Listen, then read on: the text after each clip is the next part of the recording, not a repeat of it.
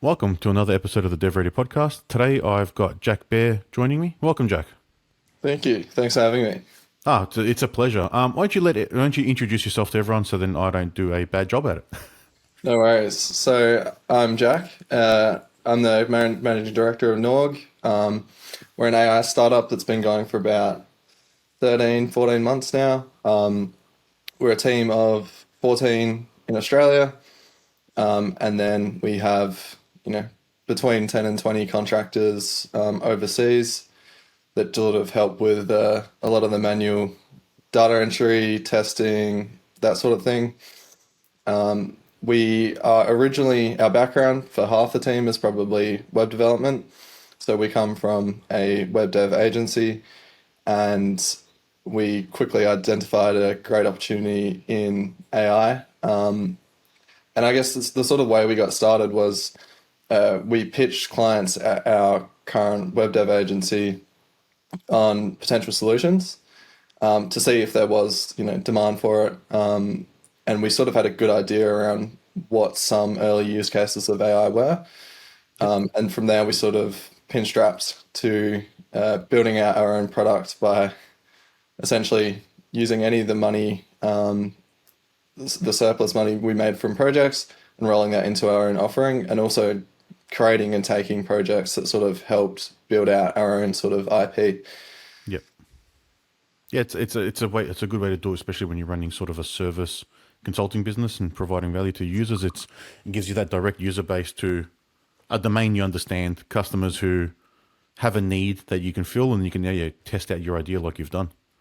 Yeah, and that's it. And we had a good concept of what they were trying to do, their businesses, and good, obviously, connections and relationships within those businesses. So they were very helpful and accommodating for the most part to sort of get the ball rolling. And I think what we've sort of worked out at that time too, if we're talking about 8 months ago, a lot of, whether it's your marketing manager or your ecom manager, their bosses were sort of breathing down their neck saying, hey, we need to explore AI opportunities. So those conversations weren't very hard to have Yep. because everyone was pretty eager to learn.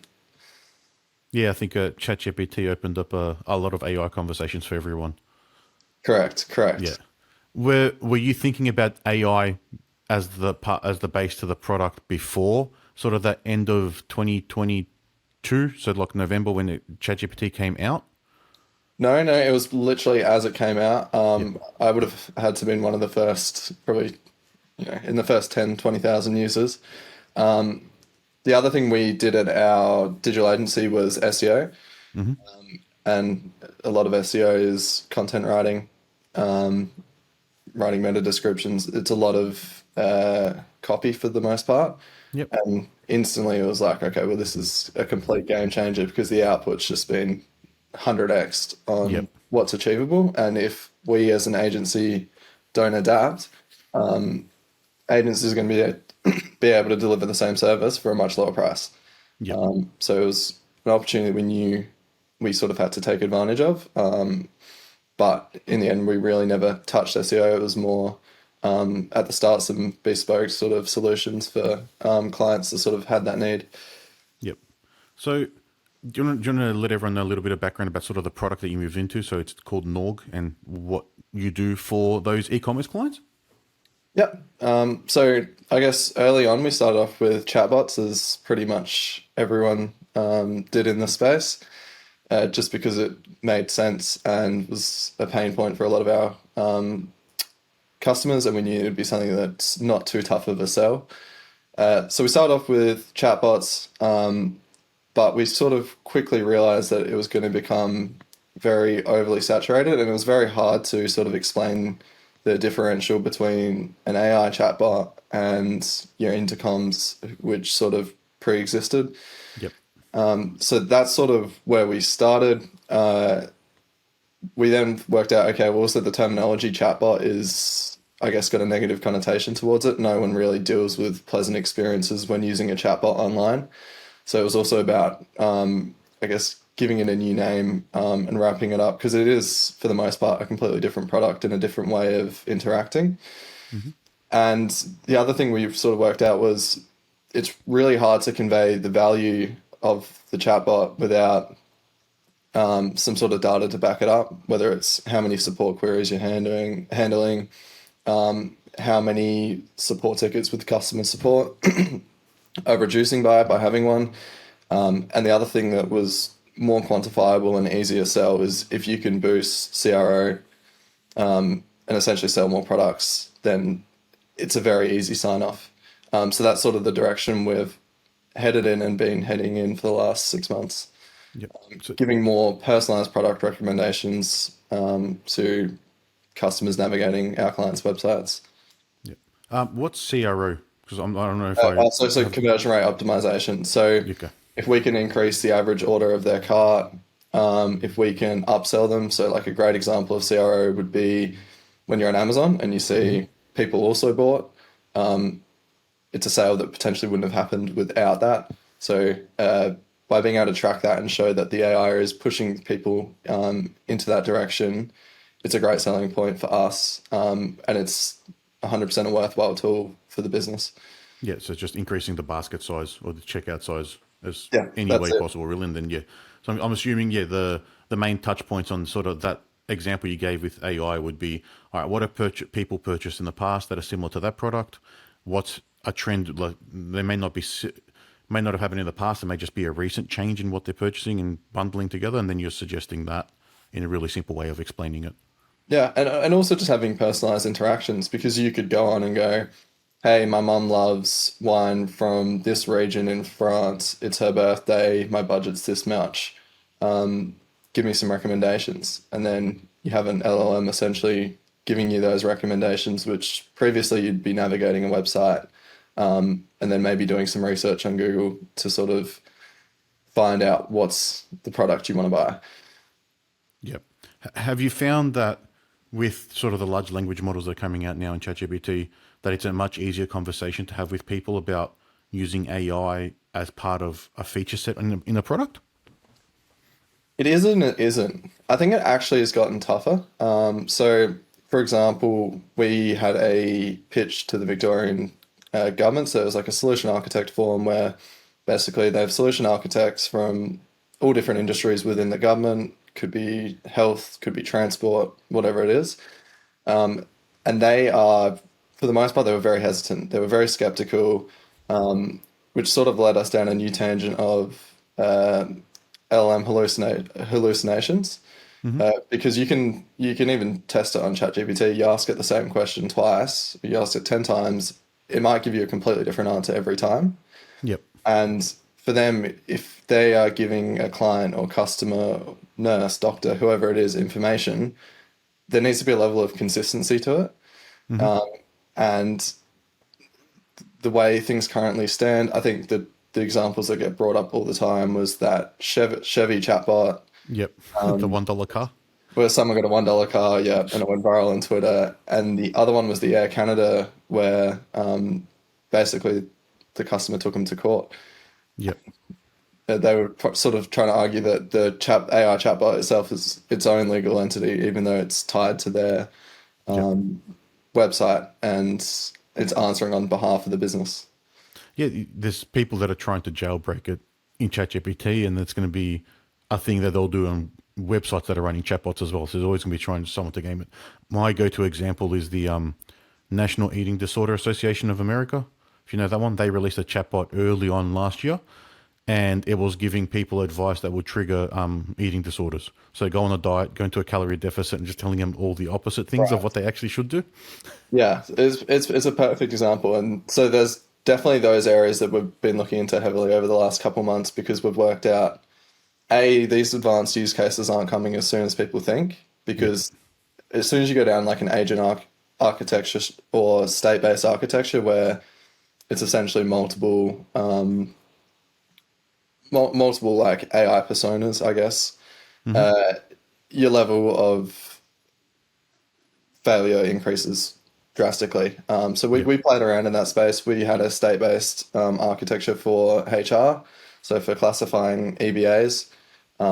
Essentially, what that allows you to do is you work through a decision tree problem for the most part, which is, if you're classifying a modern award, it could be how much experience do you have, what are your qualifications, what's your age, are you an Australian resident, all these things that you have to chronologically go through.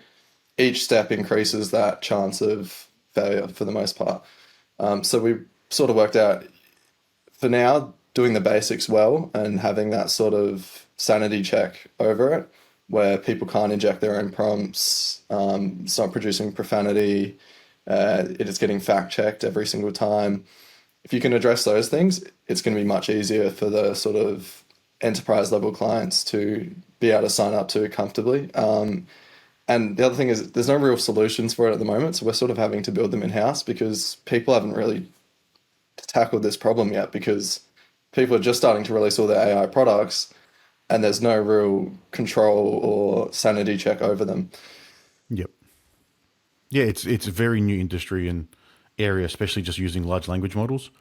If you were going to what I'll call, say, real AI, where you're actually building machine learning models, that was a completely different ballgame where it's all about data collection, data cleaning, and then testing and tweaking. And this is using an API, but understanding how it actually works is a different ballgame, and yeah, using it consistently. So, in the scenario of, say, of chatbot, yeah, having relevant information consistently is key, and that's for that use case. But if you're using it in more of a creative way, depending on what product you're doing, so if it's helping you write, say, product descriptions, having a bit of hallucination may not be a bad thing because then it's a little bit creative. Correct. But when someone's asking about the return policy and it doesn't know and it just fills in the blanks, that company's probably liable for it. So therefore, it's a big red flag for that Yeah, business. yeah, they didn't even think We of that. need Yeah, control over that sort of data. yep, And so that's sort of what we've been trying to equip, which ironically, we just use a smaller LLM to then sanity check the other LLM. yeah. That's the Before it best. goes in or after it comes back. Yeah, after it goes in, just before it gets presented to the user, ideally it streams from the smaller LLM to sanity check it, and then it gives it a score of, how likely is this to be accurate. Yep. And then we have a threshold of, okay, if it's above a 90% score, you can let it through. If not, Yeah, it'll actually stop the dialogue. yeah. That seems to be the way to do it from our experience as well. So we're similar boat consulting business. We've found a product that we're building ourselves using AI to help in our process, not more for customers, but to try and automate the process that we're doing. And it is that process. It's you're developing solutions to these problems that a lot of people are having, but no one's got anything available for it, or there's no just like plug and play solution really. It's how do you fit it into your use case? Like you're saying, yeah, sanity check the output. All right, if it fails, generate another response until you get something right, really. Correct. And that's the other difficult thing is like we're developing that in tandem to our core product, but realistically, it's a product that is going to be needed by many AI organizations, and it doesn't exist. And therefore, there's definitely some value in developing that. So it's very easy to get lost, because every problem you face, there's no real solution to it. Yeah. And you can build a solution to it, but then what happens if someone builds a perfect turnkey solution for it in 6 months' time, and you've spent all this tech, Yeah. accumulated all this tech debt on developing something that you probably didn't need. Yeah. But the thing, it's so early that it's hard to tell what everyone's building. A lot of people are secret about it as well. So that's LangChain when that first came out. People don't know who are listening. That's a framework that helps you sort of interface with multiple like AI systems like ChatGPT or Claude or Gemini, so you don't have to then talk to each one. But that started the same way. That's a tool that they started building to make things easy, and they've just been expanding it. But even Correct. then, that's not perfect either. Or Yeah. all of those tools are not perfect. Yeah. There's so much room for innovation. Yeah. But yeah. So, did you have experience? So, with your agency, was that your agency, or did you spin out of the agency as employees? Just want to No, see where your like startup experience we came spun out of from. the agency. So basically, I got together enough clients, to the point where I was like, okay, I pitched the agency and I said, we can do this. And then we stole our solution architect, which wasn't that nice because he sort of ran most projects there. And a automated tester who in the background was loved AI, had spent the last year developing his own products, or just in his free time, spending time on building out his own AI tools. Brought them across, and then we started hiring data scientists, machine learning, a guy in machine learning, and then a guy who was just pure AI. And then from there, we've sort of expanded to, I guess, the needs, which, added some front end guys, some Python guys. Yep. So that's sort of how we expanded. But now we're pretty much solely focusing on rolling out our own product. Yep.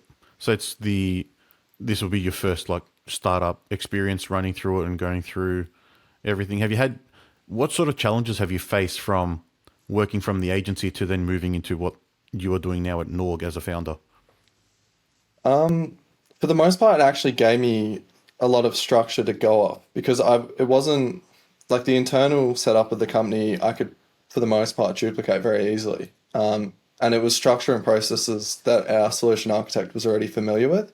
Mm-hmm. So in a way, it was actually really good, and would have saved us a lot of time. For the most part, we have like a flat organizational structure within the company, and all our work in progress meetings, stand-ups, all that pre-existed. So there wasn't too much to set up, and we could have sort of utilized as much of the previous sort of environment. So it was actually, no, it was perfect, honestly. Yeah. That's good. It helped us a lot. Yeah, because we see when we talk to founders, whether they're on through the podcast or coming into us for help on projects, I think it's like three categories we get really. There's the serial entrepreneurs just bounce from idea to idea to idea and nothing's stuck yet. You've got, similar to your space, domain expert working in a space, has an idea and then starts. And then the third one would be sort of like the young person who hasn't had a experience working yet, has an idea and goes to work on it. Yeah, I'm sort of put in two of those camps. But yeah, no, I do have a fair bit of, like, I'm working in the digital space since I was 17. And for the most part, I already sort of had some sort of management role prior, although this is very different because every decision sort of hinges on you. Yep. And there's no one to go to complain or, I guess, think tank. There's no fallback. It's the decision, the onus is on you to either make it or not. And then if it doesn't get made, then there's no one's going to chase you up on it. That's it. You're the end of the chain. So there's no real support network for the most part. That's, I'd say, the main difference. Do you have that support from the team members that you brought in?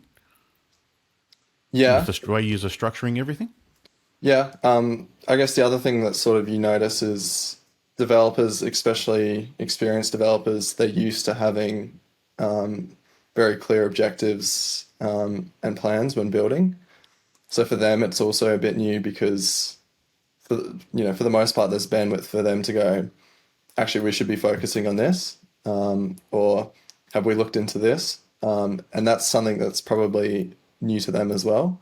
Yep. So I guess there's differences there. And also, I mean, you can tell some people the lack of structure early on. For some, it was really exciting. Some of them loved it. Yep. For others, it was a little bit concerning because normally they have a very structured day. So yeah, it is definitely different. I think now at the moment, though, it's gotten a lot clearer, so to speak, because all we're doing is doing soft launches for clients, getting their feedback, conducting our own user testing in the background as well, and then iterating based off that. And that's purely because, we didn't just stumble across a product that was ready to go. It was more, we knew we wanted to be in this space, and then we sort of had to align ourselves to where we thought there was a suitable fit for us. Yep. And the best way to do that now is just feedback. And I guess the other challenge we face is when you're too involved with your own product, features I think are awesome, doesn't necessarily relate to the customer. And that's purely because I know how much effort was put into these features, but also equally it doesn't mean it's outputting or resulting in that for the actual client. So now it's purely iterating based on external feedback, customer testing, which makes it a lot clearer and easier for us. Yep. In those first few months, I'm sure it's probably a lot of like experimentation. Like, what can the models actually do, and how can then we then leverage and just experiment, test, and iterate, really? Because I think that's that's the process we went through. It's all right. You can do it by hand in ChatGPT and get some idea, and then all right, when you start working with it, all right, this one time it gave me a different result, and that starts a new idea, and you just test and evolve from there. But has that experimentation sort of made you pivot what you were thinking the product was going to be in the early stages versus where it's at now? Oh, we've pivoted so many times. It's not even funny. So early stages, it was literally like let's speak to the owner of the businesses. Mm-hmm. So handpick the clients and go, okay, let's go. What's your biggest problem right now that you can't solve? For some, that was like an EBA. For others, it was automating content. But we sort of picked the ones that we thought, okay, the problem has to be widely applicable. It could be Australia, it could be global. Mm-hmm. So we started with the EBAs, which was basically almost like a payroll solution, which is this company was a crane company. So they're basically working on construction sites of all different values. Yep. And, there's so many variables. If there's rain, how much are we paying our staff? If they work 12 hours straight, how much break do they then need? If it's a $30 million site, what level of expertise is used? So basically, we built them a solution that could categorize all their, essentially plug and play it, put in a timesheet, and then it will spit out how much they should be paid. Mm-hmm. Because currently that was taking, it could take 6 hours per timesheet for their payroll staff. So that was a good problem. However, once again, it was the hallucinations that made it extremely difficult. And without someone consistently sanity checking it, and as well as the sales process, if we went to market with that, it'd take us 2 years to onboard someone. Yeah. By the time that a government or enterprise would be ready to sign off and use it, it's probably a 2.5 year process. So we started with that. The other one we did was assistance. So you know how OpenAI released assistance? Yep. We pretty much made the exact same thing, and then they launched it, and we went, holy crap, this is exactly what we've done, which was a bit of a tough spot for us because it was good confirmation that, hey, you built something that's useful, but it was also more like this. It was too broad of a scope, so to speak. So if it made sense for someone like OpenAI to do that. But that being said, we didn't really waste it because that sort of became our management portal.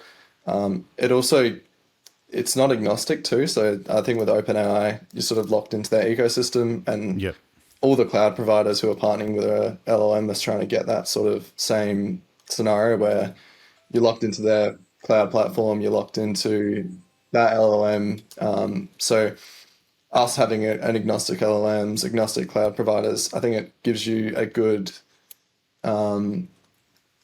edge. And the other thing is, the way I see it going is, I think you can use multiple LLMs within a singular company, because there'll be LLMs that will come out that are just for arithmetic, LLMs that are coming out just for fact checking, and therefore being able to switch and have multiple LLMs all housing your data in the same environment, I think it's at some point going to be very important to companies.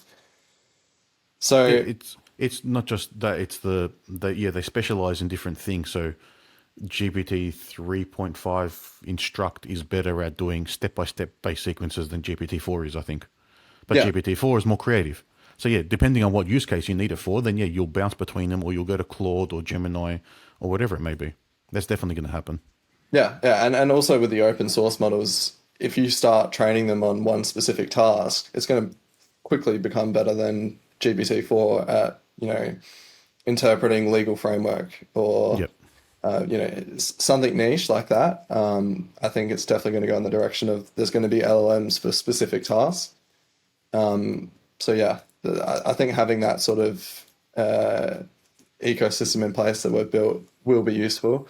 But for now, it's just managing our solution, and it's managing all their data. It's got all their analytics. They can upload their own knowledge bases. They can fine tune the model to a certain degree. They can look at all their alerts of, okay, well, this maybe wasn't completely accurate. This was like a low score for trustworthiness. all that sort of stuff can be managed from their portal. So you've had a lot of variety in your journey from where you started with coming out of an agency and testing on just building sort of custom solutions and then narrowing it down into the e-commerce space. What are some of those key lessons you've learned along the way that you would then let some of the other listeners out there know that, all right, if you're going down this path, these are some of the things to think about? Yeah. E-commerce is tricky, but it's hard to build because what you need to sell it is the data to back it up, because the data is gold. The data is, if you can give it to a marketing manager and said, you wanted us to promote this product because you have heaps of stock of it, we increased the sales of it by 40% for the month, then that's something quantifiable that they can take to their director or whatever and go, this is why we pay for them. It's increased our online revenue for this product by X amount of money, or this tool's increased our average order value by 30%. So as long as you can have as long as you can make it a data-driven decision for them, it's much easier to get the sign-off and approval. And I think a lot of AI products at the moment, it's a bit wishy-washy in regards to what actual value are you delivering our business. And it's a bit off topic, but the other thing that sort of you come across a lot, especially at the moment, is a lot of pre-existing solutions are rebranding with an AI wrapper, because it's a great marketing buzzword for the most part. And when someone's looking for a new tool, if you throw AI in it, chances are it's going to pique their interest a little bit more, because they're thinking, okay, well, we're going to future-proof this problem we have, and this company has an AI solution, whereas this company doesn't, even though they might be completely identical. And the AI solution they're offering is so insignificant to the actual product. It does, for the most part, what I gather, give people a leg up. And yeah, and I mean, also, if you look at a lot of AI companies, such small percentage of them have a product ready to go, a product that you can actually onboard yourself online, set up, configure, and deploy without speaking to a salesman or something along those lines, or booking in a demo. It's very rare, which just to me means that people have branded really quickly to try and get some of that, I guess, industry authority saying, hey, we're the leaders in AI in this space or this niche. However, they don't actually have the product yet to back it up. And I've been in quite a few of those sales calls, and then you go, oh, well, we've got a limited budget. We're happy to do this. And they go, oh, why don't you try our old offer, our pre-existing product, and then when you're more suitable, then we'll reach out to you, which to me is like, okay, well, they haven't built it. Yep. And there's a lot of like smoke and mirrors. So much. It's quite ridiculous. And the best way to ask is literally just go, can you show me clients you have this live for? And then they go, no, sorry, we're building at the moment for this company, this company, this company. Yeah, it's a tricky one. It's very niche. Like you said, they're just jumping on the bandwagon in a lot of places. And all right, everyone's got an AI chatbot, and now they're an AI company. That's Correct. a lot of the use cases. Correct. I think because when we were experimenting for, I guess, like a HR solution, when we were doing the EBAs, I remember people kept trying to compare what we were doing to Employment Hero, because they go, oh, well, Employment Hero's got AI now. What's different about you? And I remember looking on Employment Hero, and like, it's a great solution for businesses, but the AI aspect of it was just so negligible. It was essentially the only thing they'd rolled out was a contract writer. It was either job description or contract writer. And I'm thinking, like, you're paying all this extra money for this when you could go on ChatGPT, and it wanted you to upload templates. So let's say you were hiring a salesman, it wanted you to upload a previous job description. And I'm like, you could just go on ChatGPT and go, here's this job description, update it for this person's name. Yep. And fill in the details. And that was like all they were offering in the AI realm. So yeah, there's definitely some, I guess, manipulative marketing at the moment. It's always, I've advised clients just to do some really basic stuff if they want to get AI in there, if they need to tell people they're AI enabled. but it's just so they can say it's not running the platform. But then we've pitched full ideas that they're just not ready to implement yet. So it does happen, and we slightly push it a little bit depending on, all right, is this person going to look for funding? All right, then there's a broader vision for it, but that's the first step to get them there. It's not just to try and scam people almost.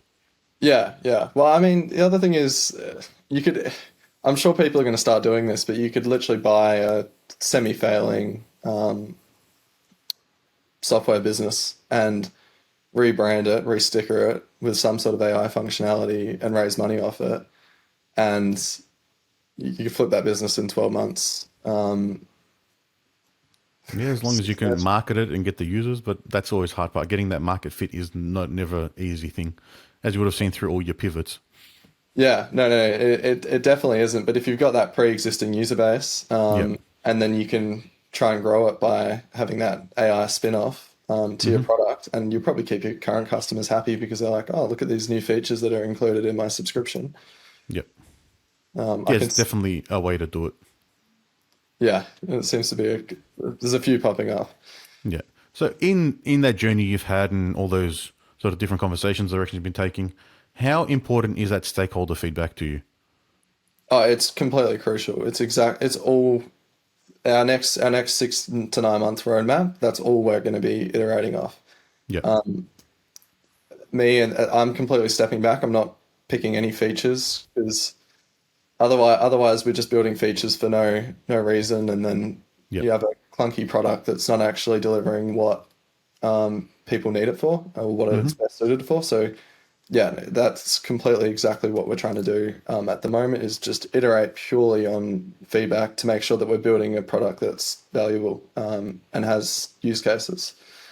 Yeah. And that's the best way to do it for anyone listening. It's don't build what you think, survey it and get feedback. Because like you said earlier, Jack, it's what you think isn't necessarily what someone wants. It's just Yeah, what you think is a good feature, not is it providing value to someone. yeah. The one thing I wish I did, because I could have done it really easily, I'd say, is waiting lists.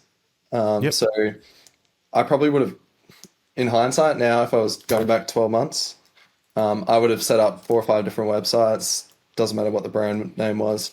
And then I probably would have maybe spent, let's call it 2 grand on each site, pushing social media ads for different products. And then literally just basing it off a waiting list on which website got the most waiting lists.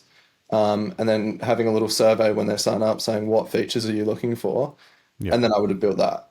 Yeah, because then that's giving you feedback directly from the market, from people that saying they're willing to pay. So it's a Yeah. better indication than you sticking your finger in the air and thinking, yep, all right, the wind's blowing this way, so we'll build it. Correct. Yeah, so that's how I wish I did it, and it's a pretty relatively inexpensive way to do it, because if you go down a path of building something, you're going to rack up way more than 10 grand in Yeah, tech that debt. that's always And the thing. It's a cheaper way to learn what not to do. yeah, so that is definitely one thing that I wish I did. Yeah. Little late now, so now it's time to iterate based off any other feedback we can get. Yeah, but that's a good way to approach it, and a different way for people to think as well. It's get feedback before you start. You don't necessarily need a platform running to be able to then get feedback. No, it literally could just some visuals of what it could look like and what problem it's mitigating. I think it would have been enough. Yep. So yeah. So on that roadmap, do you have anything sort of exciting new features that you're happy to tell anyone about that are coming through on your platform? Um, the one that's going to be really tricky is basically the AI having a really sound understanding of your shopping behavior on certain websites, Mm-hmm. and then being able to give you personalized recommendations off the bat.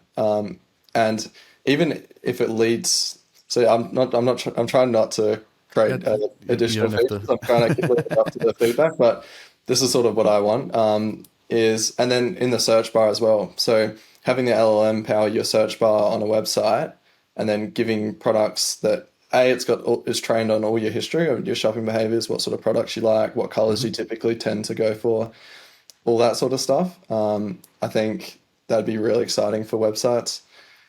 And I just think if you can make LLMs the, I guess, power source of your tool, over 2, 5, 10 years, your rate of innovation and improvements compared to a traditional tool that's hard coded for the most part would just be crazy.